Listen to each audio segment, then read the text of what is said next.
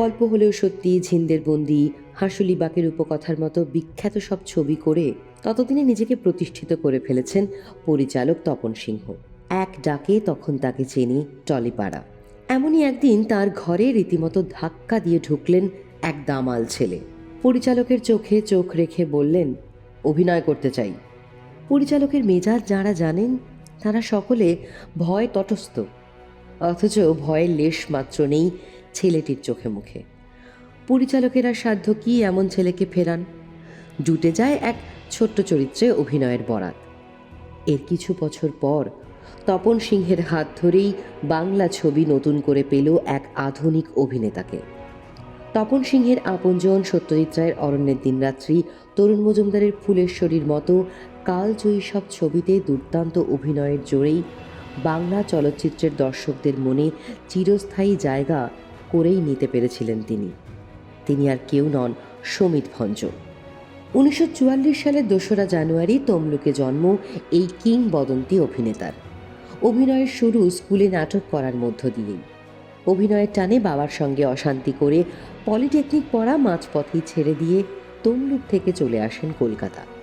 যোগ দেন সবিতাব্রত দত্তর দল রূপকারে। প্রথমে সেখানেই বেশ কিছু নাটকে অভিনয় করতে থাকেন, তবে এতে মন ভরেনি ভবিষ্যতের নায়কের। সিনেপাড়ায় কাজের চেষ্টা চালিয়ে যেতে থাকেন। এভাবেই ভূমেন রায়ের নিশাচর ছবিতে ভিড়ের দৃশ্যে অভিনয়ের সুযোগ এসে যায়। এরপর বিভূতি লাহার বাদশা ছবিতে আবারও একটি ভিড়ের দৃশ্যে হাজির হওয়ার সুযোগ পান তিনি। কিন্তু সিনেমায় অভিনয় বলতে যা বোঝায় তা যেন কিছুতেই হয়ে উঠছিল না।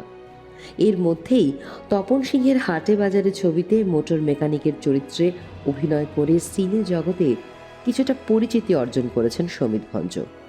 পুলিশ ইন্সপেক্টরের ছোট্ট চরিত্র পেয়েছিলেন বলাই সেনের কেদার রাজা ছবিতেও। সেখান থেকেই তার কাজ তপন সিংহের পছন্দ হয়েছিল। শেষমেশ সুযোগ এসে গেল তপন সিংহের আপনজন ছবিতে ছেনো চরিত্রে অভিনয়ের, যা তার অভিনয়ের গুণে বাংলা চলচ্চিত্রের ইতিহাসে একটি আইকনিক চরিত্র হিসেবে আজও অমর হয়ে আছে। তবে এই ছবি মুক্তির পর প্রচুর খ্যাতি পেলেও সিনেমায় কাজ পেতে তেমন কোনো সুবিধে হয়নি তার। এর কিছু বছর পর শচীন অধিকারীর শপথ নিলাম ছবিতে বিপ্লবী দীনেশ মজুমদারের চরিত্রে অভিনয় করার পরই সমিত ভঞ্জের অবস্থার বদল ঘটতে শুরু করে। শুটিং চলার মাঝেই রবি ঘোষ তাকে খবর দেন মানিকদা তোকে খুঁজছেন। সত্যজিতের সঙ্গে সমিতের পরিচয় ছিল না। শুভেন্দু চট্টোপাধ্যায় সমিতকে লেক টেম্পল রোডের বাড়িতে পৌঁছে দেন। এরপরেই বাংলা সিনেমায় আরও একটি অনবদ্য চরিত্র হরির জন্ম হয়। সমিত ভঞ্জ আপনজনের পর তার অভিনয় জীবনের আরও এক মাইল ফলক ছুঁয়ে ফেলেন। তার নিজের বয়ানে, যে মুহূর্তে খবর ছড়ালো সত্যজিৎ রায় আমাকে নিয়েছেন, অমনি যেন টালিগঞ্জের লোকেরা নড়ে চড়ে বসল। অরণ্যের দিনরাত্রি মুক্তি পায় 1970 সালে। সেই বছরই অজিত গঙ্গোপাধ্যায় পরিচালিত রূপসী ছবিটিও মুক্তি পায়।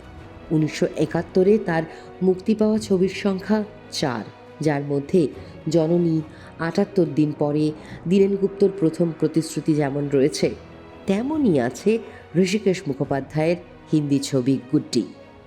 এই গুড্ডি দিয়েই হিন্দি ছবির জগতে প্রথম পা রাখা। এরপর আরও 3টি হিন্দি ছবিতে কাজ করেছেন, ওহি রাত, ওহি আওয়াজ, আনজানে মেহমান ও কিতনে পাস কিতনে দূর। 1972 পর থেকে 1995 পর্যন্ত প্রতি বছরই সমিত ভঞ্জের 4-5টি করে ছবি মুক্তি পেতে থাকে। এর মধ্যে তপন সিংহের হারমোনিয়াম, সবুজ দ্বীপের রাজা, তরুণ মজুমদারের ফুলেশ্বরী, গণদেবতা, বুদ্ধদেব দাশগুপ্তর ফেরা যেমন রয়েছে, তেমনই রয়েছে বাংলা বাণিজ্যিক ছবিও। শুধু অভিনয়ই নয়, কয়েকটি বাংলা ছবিও পরিচালনা করেছেন সমিত ভঞ্জ। তাঁর পরিচালিত প্রথম ছবি 1988 সালে ওরা 4 জন। এতে নায়ক নায়িকা ছিলেন প্রসেনজিৎ এবং দেবশ্রী রায়। এছাড়াও পরিচালনা করেছেন সাধারণ মেয়ে 1991 সালে, 1994-তে রাজার রাজা, 1996-তে বনফুল এবং 1992-তে ধর্মযুদ্ধ। সমিত ভঞ্জের পরিচালিত সর্বশেষ ছবি ভালোবাসা 1997-তে।